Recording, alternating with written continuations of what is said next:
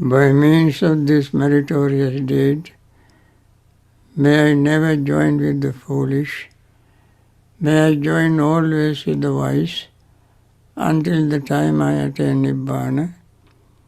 May the suffering be free from suffering, may the fear-struck be free from fear, may the grieving be free from grief, so too may all beings be.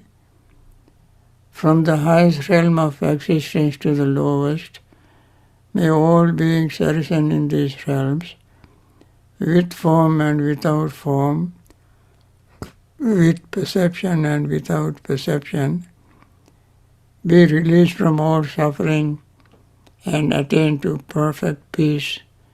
Excellent, excellent, excellent. With this, let us focus our mind on the answers to your questions. I have one question. One person asked me, when there are vibrations all over the body, how can one notice or focus the mind or be mindful of the contact? Because the vibration is so quick, it happens all over the body. Contact seems to be inconspicuous, not very clear. When we pay total mindful attention, undivided attention,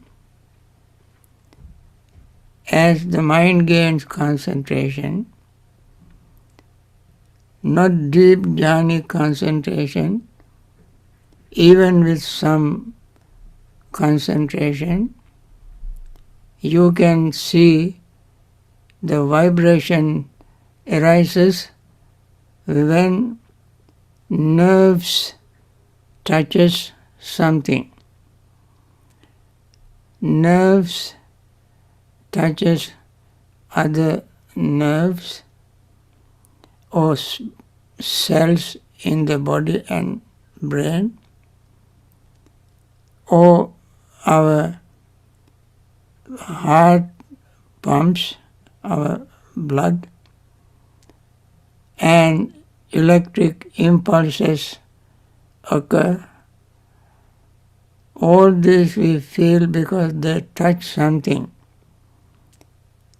Maybe nerves, cells which is also full of nerves. When these things are touched by this vibration, we feel the touch. It is very subtle and quick, and we can notice it if we pay attention, undivided attention. The Buddha said, attention can know the Dhamma. Manasikara sambhava sabbe Dhamma. When we pay attention, the phenomenon becomes clear. And this is a phenomenon of touch, the feeling, rising and falling. All this happens so quickly, and that's what we call in short vibration. And we can see how they rise and fall, appear and disappear. Once disappear, never appear it again. Next moment or fraction of a moment, another vibration appears and disappears, and the previous one disappears and it never comes back again. And this is how we see impermanence, at least even that noticing impermanence is superficial. Deep impermanence we experience when we become wise, when wisdom arises. That is why the Buddha said, Khandana sabbe sankhara anityati yada panyaya pasati. All sankharas arise and pass away is seen with wisdom. The sankharas, wholesome, unwholesome, imperturbable, these all are sankharas. Wholesomeness of wholesome sankhara disappears moment by moment. Unwholesomeness of unwholesome sankhara appears and disappears. Imperturbable sankhara, though it is called imperturbable, we can notice that that also is impermanent. That impermanent we can see with wisdom, not with eye. We don't feel it. And that is the deepest level of getting awareness of impermanence, noticing impermanent with wisdom. All begins with this simple vibration. And remember this, you may listen to it again and again, and you will eventually understand how to use vibration as an object of your meditation. Okay, Brian, you have any other question? Yes, thank you, Bhante G. Yeah. The next question, I think it's a two-part question. What are the 7 types of asava? And can we eradicate the remaining residue of pleasant and unpleasant feelings, or is that achieved at jhana stage? Okay. Asavas, 7 of them are mentioned in Madhupindika Sutta. Kamasava, bhavasava, ajyavasava, ditthasava, and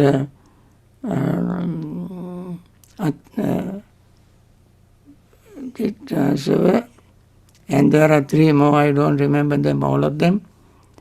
I ask you to look at the discourse. If not, I can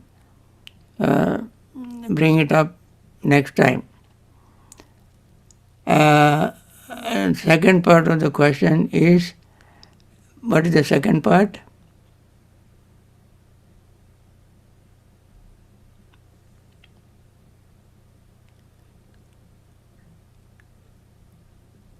Brian? Yeah, sorry, Bhante. The second part is, can we eradicate the remaining residue of pleasant and unpleasant feelings, or is that achieved at jhana stage? Oh, pleasant, unpleasant feeling you can temporarily suspend when you attain Sanya Vedita Nirodha. That is the state where, through the jhanic practice, by overcoming fetters until and attain anagami state, never return state, by then you would have overcome 5 fetters. They are called heavy fetters. Orambhagiya Sangyojana.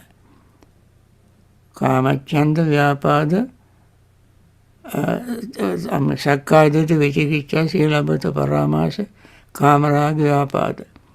These are the 5 lower fetters. When they overcome, you can attain the 3rd level of enlightenment called anagami. And that when you attain that, you also can attain after that, through the practice of jhana, the state called cessation of feeling and perception. That is one level. Other level is, it is even very, very subtle. It's lasting cessation of feeling. That is when you attain in this very life a total liberation. You feel the feeling, but the mind will not cling to the feeling. You feel the pleasant feeling, unpleasant feeling, neutral feeling, just like anybody else. The difference is that they don't have the clinging, upadana, because they have overcome the notion of I, my, mine. The notion of I, my, mine, they have overcome. In that state, although they feel, and they don't identify the feeling as my feeling, or I feel, or feeling belongs to me, I am in the feeling, and so forth. They don't have any kind of, any shade of clinging to the feeling. It arises and passes away on its own, since they too have 6 senses, aggregates, dhatu, 18 dhatus. They also have feeling, sensations, but they don't identify themselves with the feeling. And therefore, at that time, they can attain the state of sanya vedis nirodha in addition to that. So all alone, they don't identify themselves with the feeling. So that is the difference. That is the time we say cessation of feeling. When ordinary people feel, they say and think, that is my feeling, my leg is feeling, my hand is hurting, my head is hurting. So it is, they add this appendix, I, my, mine, and that is how the feeling remains in their memory, and they will try to, they even suffer because of the feeling. This doesn't happen to one who has totally realized the non-existence of I, my, mine. Okay? Bhante, Yeah, another feeling. another question. Yeah. So this question is, could you please explain the difference between an empty moment and present moment? Empty moment and present moment. Yeah. Empty moment is the moment free from notion of I, my, mine, greed, hatred, delusion, and all mental concomitants that create suffering. Empty of them. No sign of greed, no sign of hatred, no sign of delusion, no sign of I, no sign of mind, and all this. When all of them are absent, we know that is called empty state, or sunyata in Pali, sunyata, emptiness. Even in the present moment, one can gain this emptiness, sunyata, only when one practices insight mindfulness meditation in exactly the way that Buddha asked us to practice. In Mahasatipatthana Sutta and other places, he said, Anisitocha viharati nacha kinchu loke upadhyati. When you don't rely or cling to anything, and when we don't try to hold on to anything, holding on to something is mere thought. My mental state arises to hold on to anything, but that limits only to the mental state, only to the thought, chetana. But in reality, nobody can hold on to anything. Nobody. No person. But the thought arises to hold on to something. Even that thought does not arise at the present, real present moment. Present moment is empty of that kind of thought, let alone greed, hatred and delusion. Even the thought of holding on to something. Not you are sleeping, you are fully awake, you know things flowing through you, you notice it without word, concept, ideas, thought, anything, and moment is so quick but perpetual, remaining without any contents. It's difficult to explain. The time, you may say, time is still. Still. Many things can happen during that time. But in your mind, it is still. No contents. That happens in the present moment. Therefore, that also is empty moment. Okay, any other question? Yes, Bhante, the next question is with reference to your Dhamma talk yesterday, I wonder if feeling or Vedana is the weakest of the 12 links in dependent origination. In the 12 links of dependent origination, yes, feeling arises depending on contact. That is very interesting. When we dependent origination, we have to combine, as we explained in the Sammaditthi Sutta, where Sariputta explained, dependent origination must combine with the Four Noble Truths.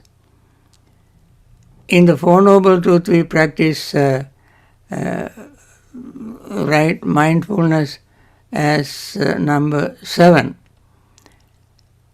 in the Noble Eightfold Path. When we use mindfulness, we can see the feeling is the cause of perception and recognition and then the clinging and so forth. And in the dependent origination it says depending on contact, feeling arises. This contact, this feeling is not in the feeling arises through the senses, eye, ear, nose, and so forth. That feeling is not in the eye, not in the visual objects, not in the consciousness, not in the contact, but when all this happens, this very particular phenomenon, this particular moment called feeling arises. That instant, it disappears.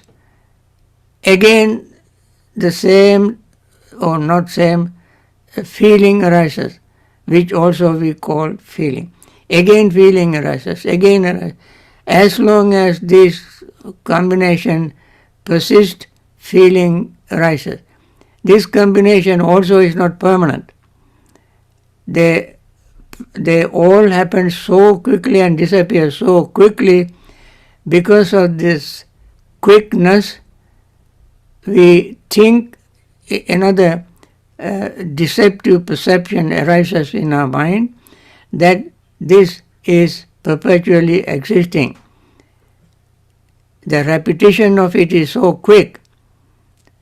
So the notion arises in our mind that feeling is perpetual, feeling is long-lasting.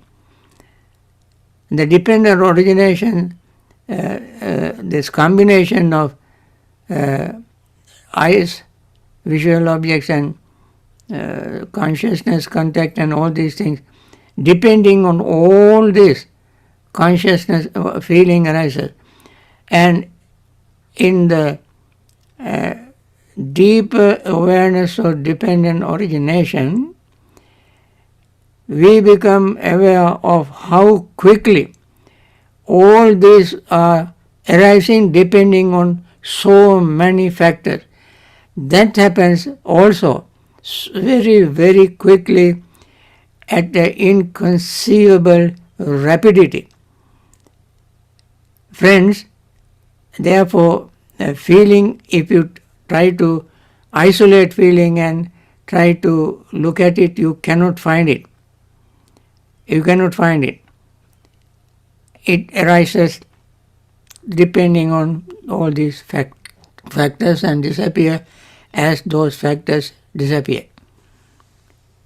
That is how we combine, we can see feeling arising in the, feeling happens in the, according to the law of dependent origination. It happens. We have no control. The feeling as, for instance, physical feeling, bodily feeling, every single minute part of our body, there is a possibility of arising feeling, because the nerves are all over our skin.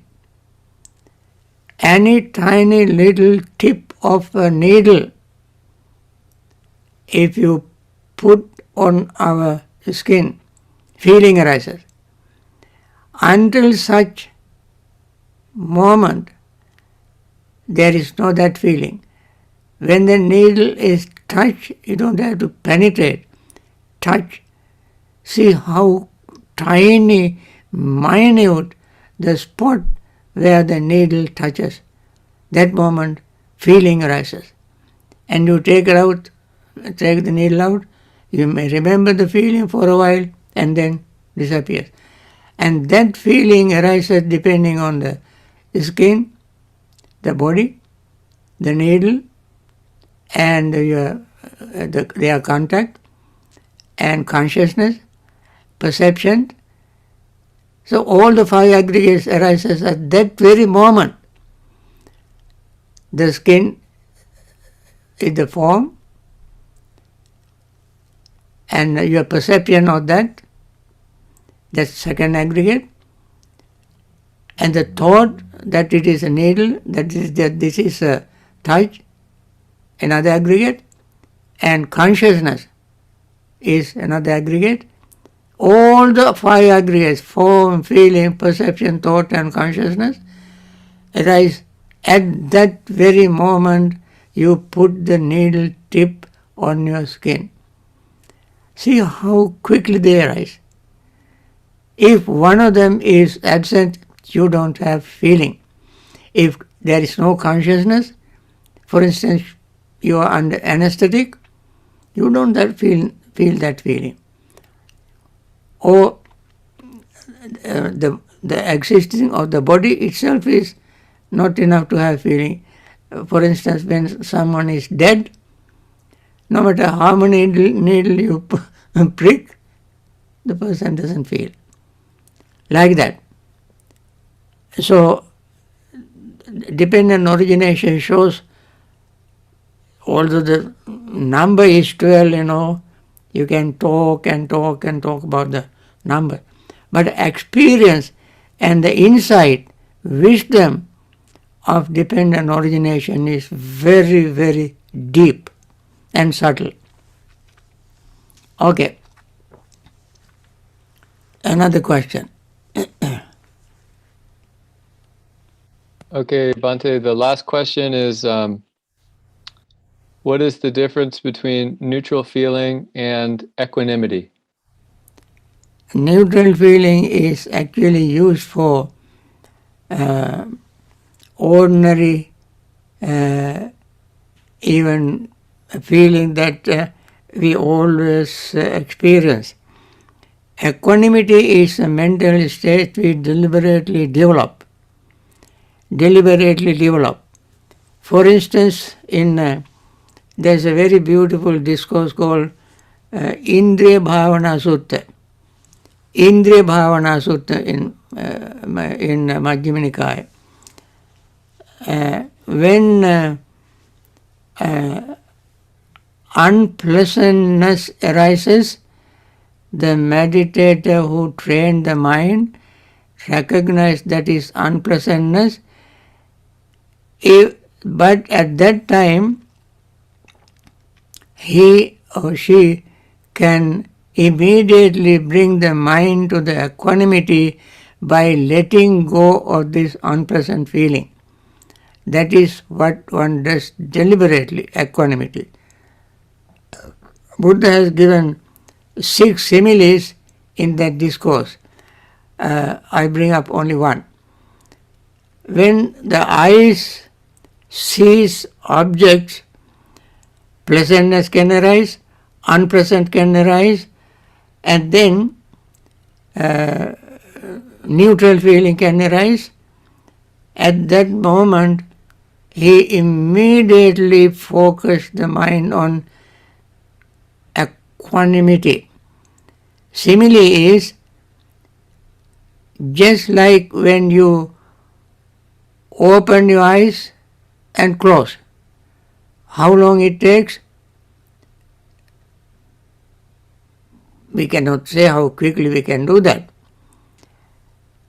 That quickly, the mind, you have trained the mind to bring the mind to equanimity, letting go of pleasantness, unpleasantness, and neutrality. So equanimity there is the state that you develop through the training. Neutrality arises naturally. You don't have to do any training. We always are in the neutral state until something happens to make us make the pleasant feeling or unpleasant feeling. We are always in the neutral state.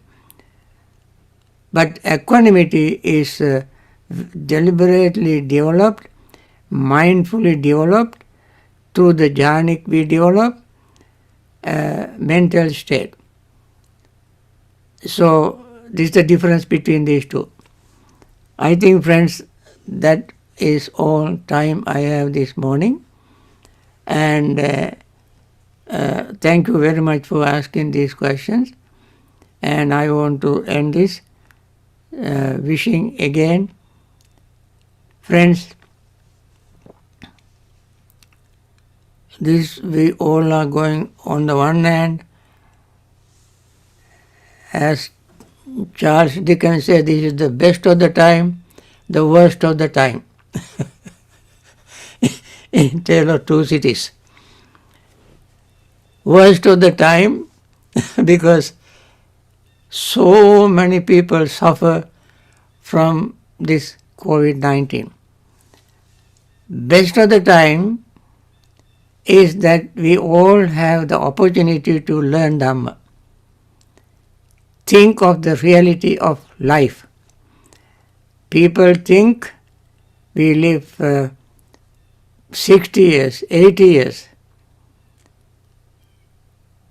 As somebody says, I will live 80 years, so 60 years. At the age of 40, COVID affects the person and dies. Where is that hope? But if somebody thinks that I will be affected by this disease, I have no protection, I have no security, no guarantee. Anytime it can affect me, let me practice Dhamma until I breathe my last breath. Anytime this happens, so we arouse spiritual urgency. This is the best time for us to arouse spiritual urgency. It is too late for so many people who are in hospitals. They are struggling to breathe, and may they recover from their sickness quickly and practice Dhamma and continue their peaceful life for the rest of their life and attain total liberation in this life, liberation from suffering. And those very compassionate doctors, nurses, hospital staffs, may they continue their wonderful, very compassionate service, and may they have wisdom to practice meditation and arouse their spiritual urgency to focus the mind on Dhamma and liberate themselves from this suffering. And those people who have lost their loved ones, they themselves might have been expecting their loved ones to live full life expectancy, but unfortunately this COVID devoured them, and people are suffering from grief. May they be relieved from that grief by understanding Dhamma and continue the spiritual practice with spiritual urgency and liberate themselves from samsaric suffering. There are many world leaders in their own particular countries, maybe political leaders, may they have ability to make a decision on this moment.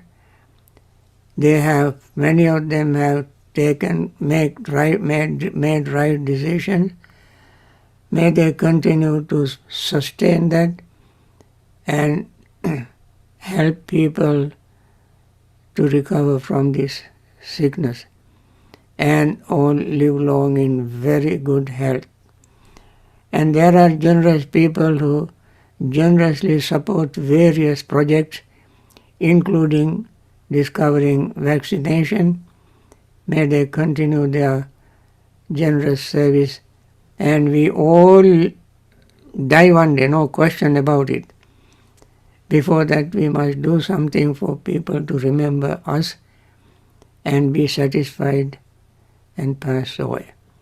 May you all be well, happy and peaceful. As I mentioned, your participation is inspiration to me to continue in my 93-year life. Now I think 93 people are watching on Zoom right now, 9 to 3. Yeah. So may your participation help me to continue this service, and thank you very much, and live long in very good health. Thank you. Thank you, Bhante. Terima kasih, Bhante.